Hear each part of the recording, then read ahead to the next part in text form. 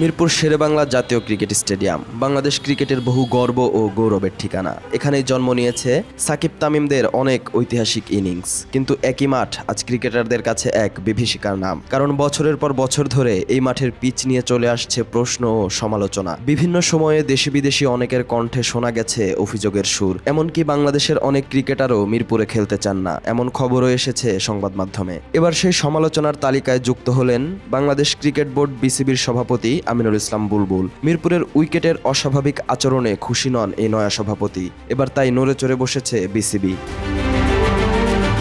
শুধু কথার মধ্যেই সীমাবদ্ধ না থেকে বোর্ডের প্রধান পিচ কিউরেটরের বিরুদ্ধে ব্যবস্থা নেওয়ার সিদ্ধান্ত এবার চূড়ান্ত। বোর্ড চায় মিরপুরের উইকেট যেন আন্তর্জাতিক ক্রিকেটের মানদণ্ডে পাসমার্ক পায়। তবে প্রশ্ন থেকেই যায়, এই দুর্দশার জন্য কেবল কি কিউরেটর দায়ী, নাকি পরিকল্পনার অভাব ও অতিরিক্ত হোম অ্যাডভান্টেজ নেয়ার মানসিকতাও দায়ী?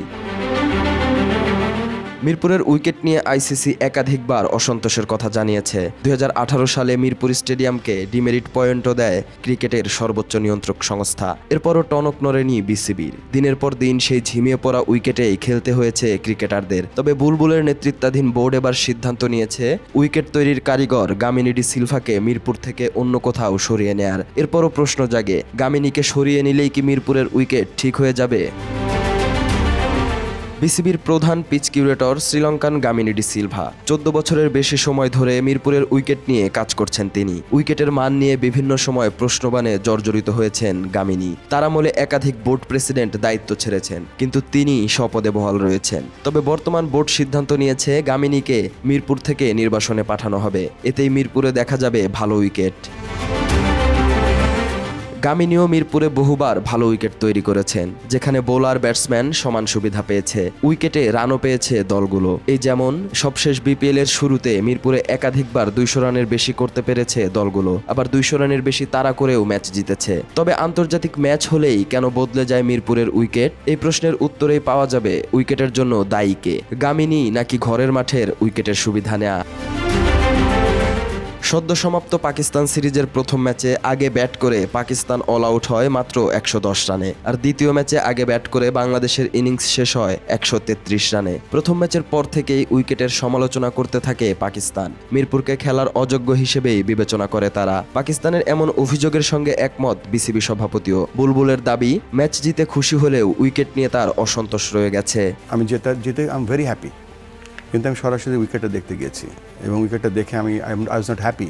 মিরপুরের উইকেট নিয়ে খুশি নন আমিনুল ইসলাম বুলবুল। এর আগে মিরপুরে প্র্যাকটিস করলে ক্যারিয়ার নষ্ট হয় বলে জানান লিটন কুমার দাস। তারও আগে মিরপুরে খেলতে অপারগতা দেখান সাকিব আল হাসান। তবুও মিরপুরেই খেলতে হয়েছে, কারণ স্পষ্ট, আন্তর্জাতিক প্রতিযোগিতায় টিকে থাকতে হলে জয়ের কোনো বিকল্প নেই। আর মিরপুর বাংলাদেশ ক্রিকেটের সেই জয়ের আতুরঘর। এখানে অস্ট্রেলিয়া, ইংল্যান্ড, ভারত, নিউজিল্যান্ড সবাইকে হারিয়েছে টাইগাররা।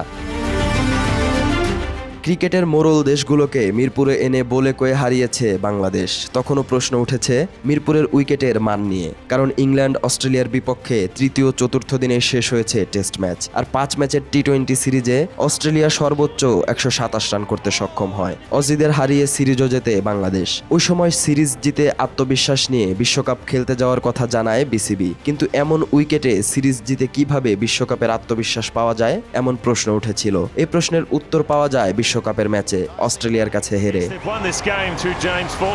ঘরের মাঠে সিরিজ মানেই কিছুটা বাড়তি সুবিধা, এটাই বর্তমান সময়ের ক্রিকেটের রীতি। কিন্তু ঘরের মাঠে সুবিধা নেয়ার নামে মিরপুরের উইকেটকে রীতিমতো প্রশ্নবিদ্ধ করেছে বিসিবি, যার দায় দেওয়া হয় পিচ কিউরেটর গামিনী ডি সিলভাকে। কিন্তু প্রশ্ন হলো, গামিনী কি নিজ থেকে এমন উইকেট বানান, নাকি দলের বাস্তবতা ও টিম ম্যানেজমেন্টের চাহিদা মাথায় রেখেই সিদ্ধান্ত নেন? বাংলাদেশ দলের ঘরের মাঠে জয় চাওয়ার আকাঙ্ক্ষা যদি উইকেটকে কৃত্রিমভাবে সুবিধাজনক করে তোলে, তবে দায় কেবল কিউরেটরের নয়, পুরো পরিকল্পনা প্রক্রিয়ার। তাই মিরপুরের দুর্বল উইকেটের জন্য গামিনীকে দায়ী করার আগে বিসিবি ও টিম ম্যানেজমেন্টের ভূমিকা নিয়েও প্রশ্ন তোলা উচিত। মাঠের সুবিধা নিতে গিয়ে যদি খেলার গুণগত মান হারিয়ে যায়, তাহলে দীর্ঘমেয়াদে সেটাই হবে দেশের ক্রিকেটের বড় ক্ষতি। এখন দেখার পালা, বিসিবি সত্যি পরিবর্তনের পথে এগোয়, নাকি আবারও কথার বৃত্তে ঘুরপাক খায় বাংলাদেশ ক্রিকেট।